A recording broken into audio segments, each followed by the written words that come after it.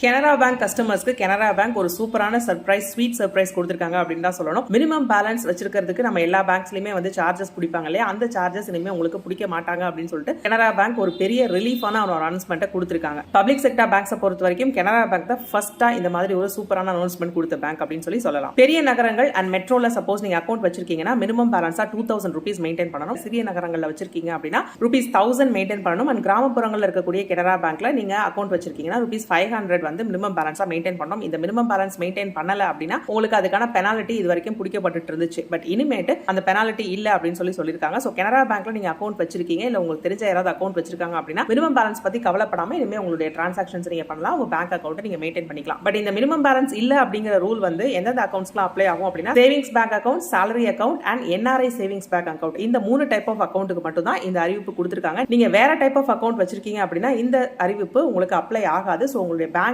என்ன சார்ஜஸ் அப்படிங்கறது விசாரிச்சுக்கோங்க.